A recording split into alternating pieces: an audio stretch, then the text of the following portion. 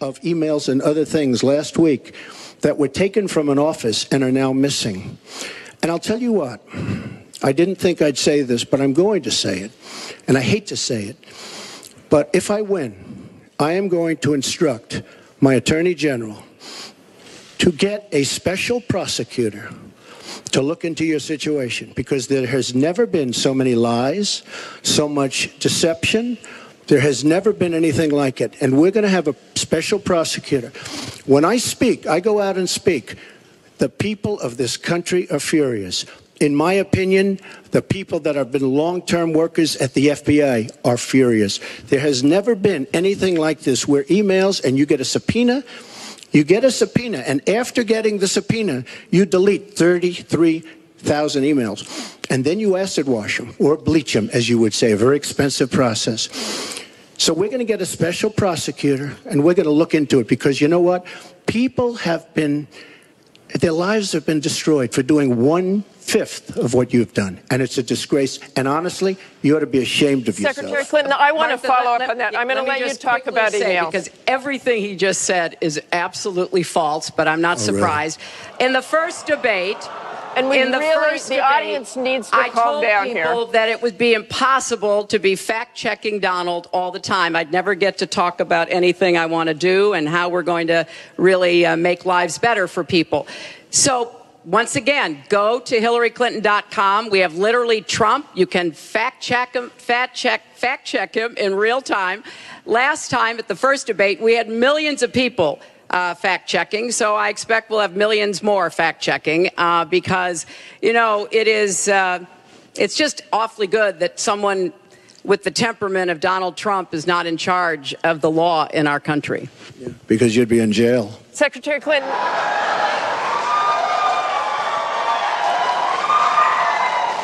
We want to remind the audience to please not talk out loud. Please do not applaud. You're just wasting time. And Secretary Clinton, I do want to follow up on emails. You've said your handling of your emails was a mistake. You disagreed with FBI Director James Comey, calling your handling of classified information, quote, extremely careless. The FBI said that there were 110 classified emails that were exchanged, 8 of which were top secret, and that it was possible hostile actors did gain access to those emails. You don't call that extremely careless? Well, Martha, first let me say, and I've said it before, but I'll repeat it because I want everyone to hear it, that was a mistake, and I take responsibility for using a personal email account.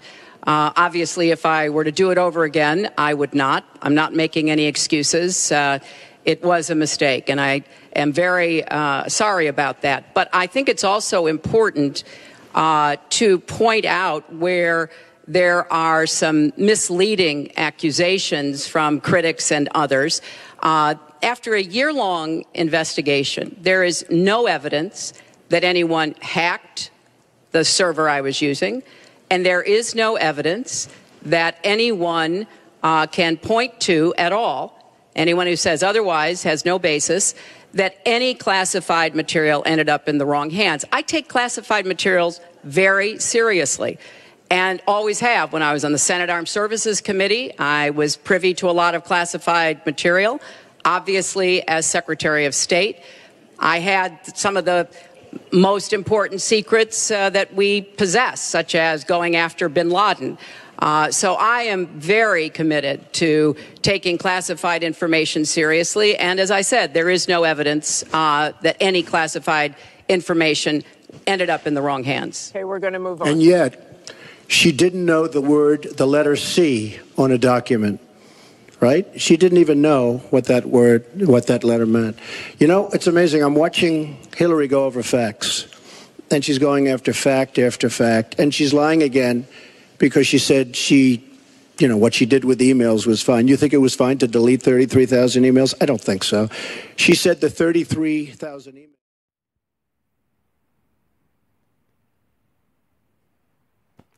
Well, good afternoon, everyone. My name is Samuel Zerzer for the Samuel Zerzer channel. Welcome to my channel, and you're going to be very informed. I have a lot of good videos. Again, I even have the latest poll, which has Trump at 46 and 44. that's a USC Dornsife Los Angeles Times poll, which is pretty scientific, actually. It's more weighted. And yeah, they do poll white people. But at the same time, I mean, there's so much news going on with the new Huma Abedin emails and laptop and so on, that it's worth really taking a look at over here, because one of the main reasons is she didn't disclose this laptop to the FBI. And the question is, is Hillary Clinton's BleachBit emails among the 650,000 emails, you know, are they classified? They're not classified? Are they in her husband's laptop, or what? Soon to be ex-husband laptop? Could this be Weiner's revenge? Obviously. So the question is now: is Huma Abedin be thrown to the lions, as I say, or under the bus? I think she is. I think Hillary and her team is ready to do that. But then again, you know, I'm just thinking, how in heaven's name can you transfer 650,000 emails to your Yahoo account? That's what it is, their Yahoo account.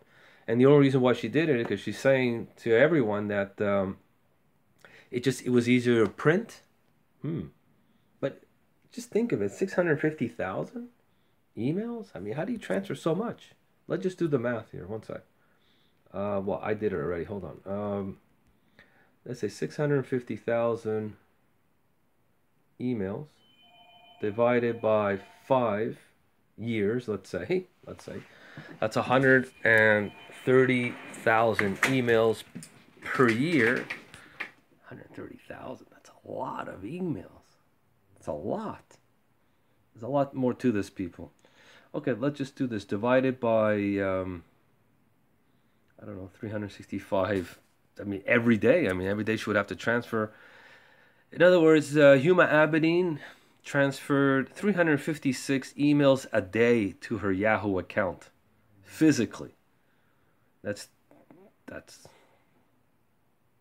I mean, really, divided by 24 hours, let's say. That's like 14 emails per hour. Well, let's just say, I mean, is there something strange here that I don't get? I mean, how the hell did she transfer so many emails? Anyways, that's another question to be answered, but I just wanted to show the public how in heaven's name can someone possibly transfer like 350 emails a day? I mean, just like, I mean, do you really get that many? But anyways, I don't know the whole story, obviously, but it must be pretty devastating for Clinton. And the question is the BleachBit. Remember we were talking about the BleachBit? It was a big thing, the BleachBit, about a month ago, where there was a hearing with the FBI, and you know, it was okay to BleachBit, specifically right after they got a subpoena not to do it. So this laptop here, Mr. Weiner has it. Now, has all these emails. Now, the question is, are they unclassified, classified? In this laptop here, we're going to know the BleachBit. I mean, it must be devastating. The question is, I mean, are we going to know a lot about Benghazi? We're going to know about the, you know, gun running, the ISIS, President Obama. The Russians did it, right? The Russians did it. You know, obviously the Russians want Hillary really to get in because she's compromised. I mean, it just doesn't make sense. You got to be a moron, really stupid not to really put 2 and 2 together. Like I said, you got to go to the Democratic Party information, where is the American Idol, where the people getting their information.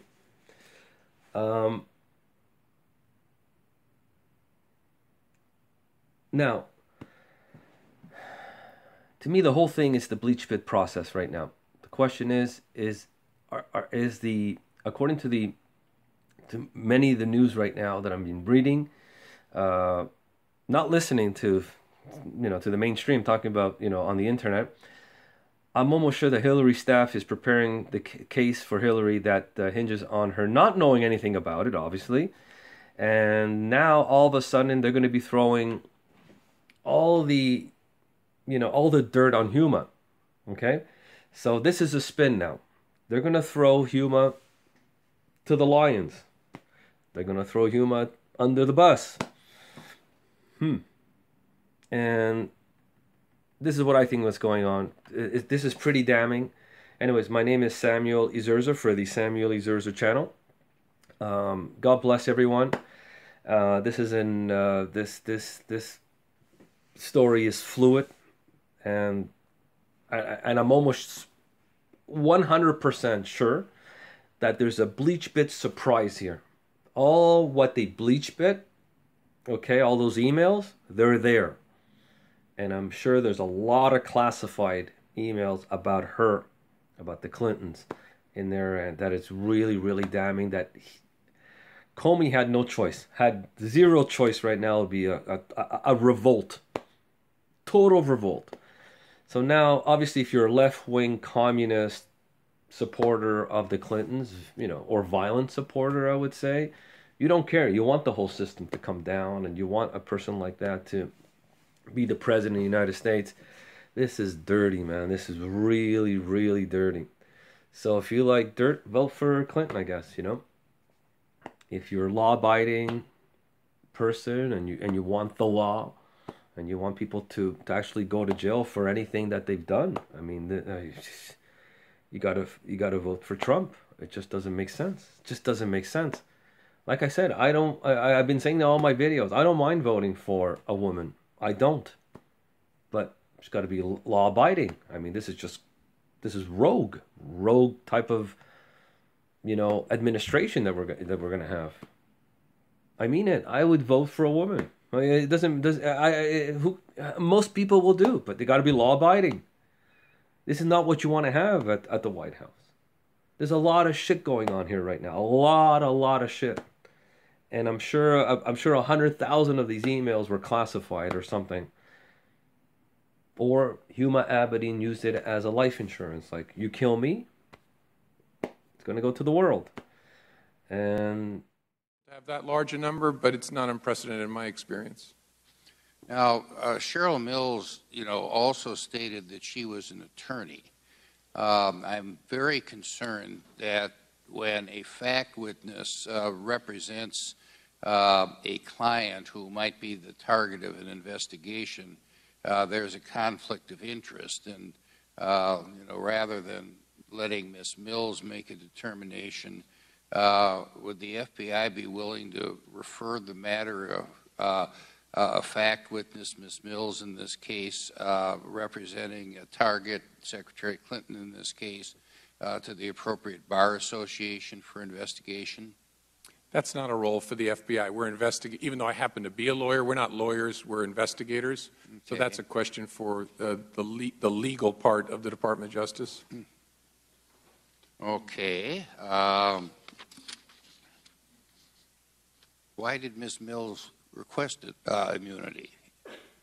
Was she hiding something, or was she afraid that something would incriminate her that was on her laptop? I don't know. I'm sure that's a conversation she and her lawyer had, and then her lawyer had with lawyers at the department. I just don't know. Mm-hmm. Well, there was an op-ed by Professor Jonathan Turley that appeared in the media that said that there are a lot of good cases scuttled by granting immunity, and there was lots of immunity that was granted here. Doesn't it concern you as an investigator that your chiefs in the Justice Department decided to become an immunity-producing machine for many people who would have been very key witnesses should there have been a prosecution? I don't think of it that way. It doesn't strike me there was a lot of immunity issued in this case. I know it's a complicated subject, but there's all different kinds of immunity. There's probably 3 different kinds that featured in this case. Fairly typical in a complex white-collar case, especially as you try and work your way up towards your subject. So my overall reaction is this looks like ordinary investigative process to me. Well, the target was not an ordinary target. I think we all know that.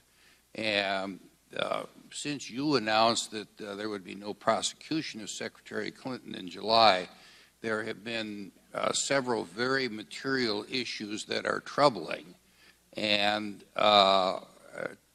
would thus not require a reopening of the investigation to solve those issues? I haven't seen anything that would come near to that kind of situation. Oh. I know there's lots of questions, lots of controversy. I'm very proud of the way this was done. Well, come on now, with all, due respect. Since you made this announcement, there have been many more issues that came out that were not on the table prior to your announcement that the investigation against Secretary Clinton had been dropped. And I think the American public is entitled to answers on this, particularly since we have to know, the extent of the classified information which ended up being in the private email server. All of us on this committee have got security clearances of some kind or another. And I'm kind of worried that, if I got some classified information and went back to my office and used an unsecured server to send it to somebody who may also have had a classified information, I would be in big trouble, and I should be in big trouble if I did something like that. There seems to be different strokes for different folks on this, and that's what Americans are concerned about, particularly when we're looking to elect someone to the highest office of the land and the leader of the free world. I don't think your answers are satisfactory at all, Mr. Comey. I do have a great deal of respect for you, but I think that there's a heavy hand coming from someplace else, and with that I yield back. Chair, thanks. The gentleman. Recognize the gentleman from New York, Mr. Nadler, for 5 minutes. Thank you, Mr. Chairman. First, let me express my admiration and thanks to the FBI for the professional manner and excellent work they did in the bombings that occurred in New York about a block out of my district to apprehend the suspect within, 48 hours and do everything was a very good indication of teamwork and of professionalism, and I congratulate you on that. Secondly, let me say that I think that the mud that is being thrown from the other side of this table here continually only because of the ongoing presidential election, in the case in which the FBI decided there was nothing to prosecute, it's over, and we all know nobody would be even talking about it if if Hillary Clinton weren't a presidential candidate. This is pure political maneuvering. But let me talk about a case that may pose a current national security threat to the United States, and ask you a few questions about that. In his earlier remarks, Mr. Conyers referenced an August 30th letter from the ranking members of a number of House committees. That letter asked whether the FBI was investigating troubling connections between Trump campaign officials and Russian interests, and whether they contributed to the illegal hacking of the Democratic National Committee and the Democratic National Campaign Committee. You're familiar with that letter, I take it? Yes, I'm familiar with the letter. I'd like to ask you a few questions. The letter said this, and I quote, on August 8th, 2016, Roger Stone, a Donald Trump confidant, revealed that he has communicated with WikiLeaks founder Julian Assange about the upcoming release of additional illegally hacked Democratic documents. Mr. Stone made these statements during a Republican campaign event while answering a question about a potential October surprise. Obviously, if someone is stating publicly that he is in direct communication with the organization that obtained these illegally hacked documents, I assume the FBI would want to talk to that person. Has the FBI interviewed Roger Stone about his communications with Julian Assange or his knowledge of how WikiLeaks got these illegally obtained documents? I can't comment on that. Mr. Stone stated that he has knowledge about upcoming leaks of additional illegally hacked documents. Has the FBI asked him about those communications? I also can't comment on that. Because it's an ongoing investigation? I don't want to confirm whether there is or is not an investigation. That's the way I answered Mr. Conyers' questions as well. Director Comey, the FBI acknowledged in public statements and testimony that it was investigating Secretary Clinton's use of a private email server, and that was while the investigation was still ongoing. Now you can't comment on whether there's an investigation. Is there a different standard for Secretary Clinton and Donald Trump? If not, what is the consistent standard? No, our standard is we do not confirm or deny the existence of investigations. There's an exception for that when there is a need for the public to be reassured, when it's obvious, it's apparent given our activities, public activities that the investigation is ongoing, but our overwhelming rule is we do not comment except in certain exceptional circumstances. Aren't there exceptional circumstances when close officials to a candidate of a major political party for the United States says publicly that he's in communication with foreign officials and anticipates further illegal activity? I don't think so. Mr. Trump's campaign chairman, Paul Manafort, resigned after failing to disclose his role in assisting a pro-Russian party in Ukraine. The Associated Press reported, and I quote, Donald Trump's campaign chairman helped a pro-Russian party in Ukraine secretly route $2.2 million in payments to two prominent Washington lobbying firms in 2012, and did so in a way that effectively obscured the foreign political party's efforts to influence U.S. policy. Has the FBI interviewed Mr. Manafort about his failure to disclose his work for this foreign government, as federal law requires? I have to give you the same answer, Mr. Nadler. Has the FBI interviewed Rick Gates, who reportedly still works for the Trump campaign, about his involvement in this scheme? Same answer, sir. Director Comey, after you investigated Secretary Clinton, you made a decision to explain publicly who you interviewed and why. You also disclosed documents, including notes from those interviews. Why shouldn't the American people have the same level of information about your investigation of those associated with Mr. Trump? I'm not confirming that we're investigating people associated with Mr. Trump. In the matter of the email investigation, it was our judgment, my judgment, and the rest of the FBI's judgment that those were exceptional circumstances where the public needed transparency. Okay, my final question is the following. You investigated Secretary Clinton's emails and so forth, everything we've been talking about.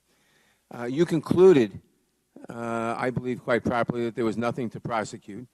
And you announced, in my opinion, quite properly, that you had investigated it and that there was nothing there, or there was nothing to prosecute. That was proper. But having announced, when a prosecutorial agency announces that we've investigated so-and-so and we've decided to prosecute because, or we've investigated so-and-so and we've decided not to prosecute because, why is it appropriate for that prosecutorial agency to go further and say, even though we've decided not to prosecute, we still think this person did this, that, or the other thing, and it was proper or improper? Why is it proper for a prosecutorial agency to characterize your opinion of the propriety of the actions of someone whom you have announced that you have decided there's nothing criminal and shouldn't be prosecuted? That's a very hard decision. That's why it's the exception to the rule. You do risk damaging someone who isn't convicted. The judgment I made in this case is, given the unusual, in fact, I hope unprecedented nature of this investigation, that it was appropriate to offer that transparency. Not an easy call. I really wrestled with it, but I think on balance it was. Let me just say, before my time expires, that I think, and I'm just talking for myself, that that was highly inappropriate, that having determined that there was nothing to prosecute and having announced that quite properly, for a prosecuting agency, for the Department of Justice to comment with comments that will be looked upon as authoritative, that what she did was right or wrong or good or bad, is not the appropriate role of a prosecuting agency, and risks, not in this case perhaps, but risk. And I talk really now because of the future. I don't want to see that happen again with regard to anybody, because it puts anybody who did not commit a crime, who you have determined, you or the Justice Department, whoever is determined, did not commit a crime, or there's no evidence sufficient to prosecute, puts them at the mercy of the opinion of an individual or individuals within the prosecuting agency, and that's just not right under our system. I yield back. Time of the gentleman has expired. Chair recognizes the gentleman from Texas, Mr. Smith, for 5 minutes. Thank you, Mr. Chairman. Director Comey, thank you for those examples of the FBI's good work in your opening statement. I think we all appreciated what the FBI has done. My first question is this. Would you reopen the Clinton investigation if you discovered new information that was both relevant and substantial? It's hard for me to answer in the abstract. We would certainly look at any new and substantial information. Yeah. In general, and let's impersonalize it, in general, if you discovered new information that was substantial and relevant, you would reopen an investigation, would you not? Again, even in general, I don't think we can answer that in the abstract. What we can say is if any investigation, if people have new and substantial information, we'd like to see it so we can make an evaluation. Okay. Let me give you some examples and mention several new developments that I think have occurred and ask you if you have become aware of them. The first example is what the chairman mentioned a while ago. An employee at a company that managed former Secretary Clinton's private email server said, quote, "I need to strip out a VIP's, very VIP, email address from a bunch of archived emails. Basically, they don't want the VIP's email address exposed to anyone." I assume you're aware of that. I'm aware of that. Okay. The same employee called a new retention policy designed to delete emails after 60 days a, quote, Hillary cover-up operation. And you saw that, did you not? Say the last. I'm sorry, Mr. Smith, I couldn't hear the last. Same employee called a new retention policy designed to delete emails after 60 days a Hillary cover-up operation. You saw that? I don't know that particular language. Okay. We'll get you the source, but you can take my word for it that that's what he said. I will. Another example, a former Clinton Foundation employee who also managed the Clinton server destroyed devices used by former Secretary Clinton by smashing them with a hammer. You're aware of that? Yes. Okay. Two employees of the company that managed former Secretary Clinton's server recently pled the Fifth Amendment to Congress to avoid self-incrimination. You're aware of that? Yes. Okay. And then lastly, 15,000 more work-related emails were discovered, though there had been an attempt to wrongly delete them. And you're aware of that? I think we discovered them. Right.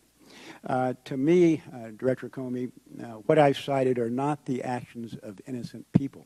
There is a distinct possibility that Mrs. Clinton or her staff directed others to destroy evidence in a government investigation, which of course is against the law.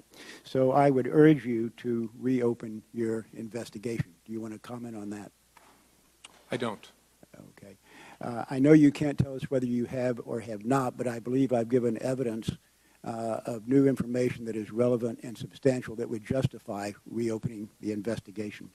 My next question is this. I know you've granted immunity to a number of individuals, but if you had new information that is relevant and substantial, you would be able to investigate them further, wouldn't you? Not to quibble, the FBI doesn't grant immunity to anybody. The Department of Justice is able to grant very different kinds of immunity. Yeah, and immunity, if new and substantial evidence develops, either that a witness lied under a grant of use immunity or under any kind of immunity, of course the Department of Justice can pursue it. Okay. Nobody gets lifetime immunity. Right. Okay. Thank you, Director Comey. Last question is this. As chairman of the Science Committee, I issued the FBI a subpoena on September 19, 2016. The due date for a response was 2 days ago, September 26. Bureau staff has still not provided the requested information and documents. Yesterday, we pointed out to them that the Science Committee has jurisdiction over the National Institute of Standards and Technology, which sets standards for the Federal Information Security Modernization Act of 2014. I trust you intend to comply with the subpoena. I intend to continue the conversations we've been having about the subpoena. Yeah. As you know, we've made a lot of documents available to at least 6 committees. And the question of whether we should make them additional available to another committee is something that we're struggling with, but talking to your folks about. To me, there's no struggle. If we have clear jurisdiction, which we can demonstrate, it, I think, obligates you to comply with the subpoena. Yes, sir. We're not trying to be disrespectful. We're just not sure we see the jurisdictional issue the way that your folks do, but we're continuing to talk about it. Okay. Thank you, Director Comey. Would the gentleman yield? I'll yield to the gentleman from California. Thank you. The chairman of the full committee had asked something earlier, and I just want to point out and ask it to be placed in the record.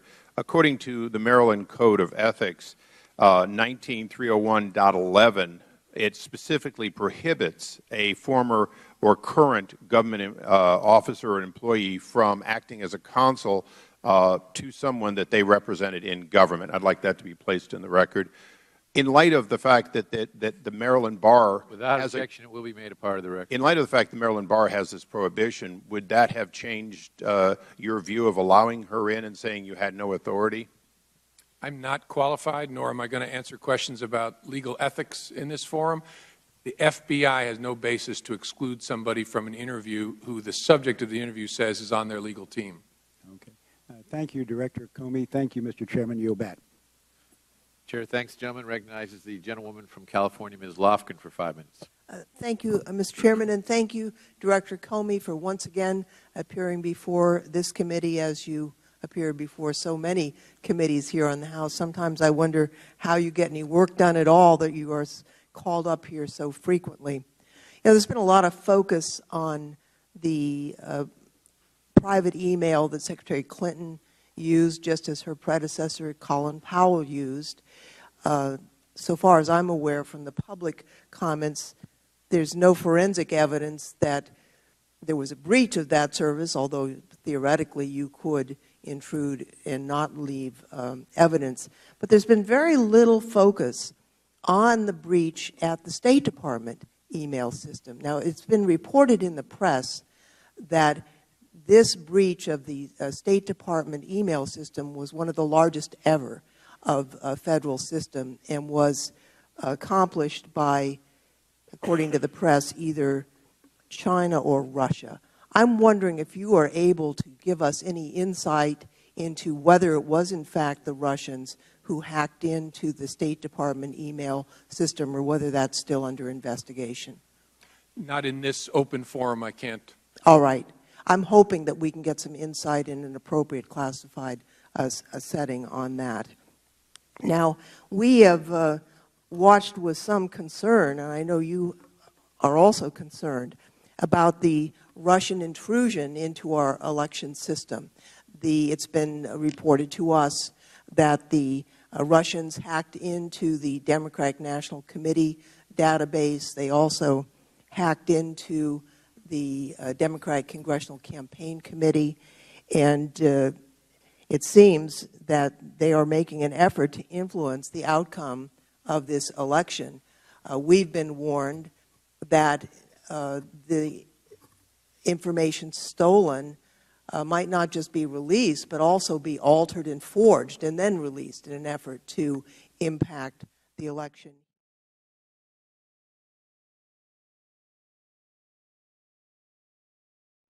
Again, my name is Samuel Zerza for the Samuel Zerza channel. Please subscribe, and God bless everyone.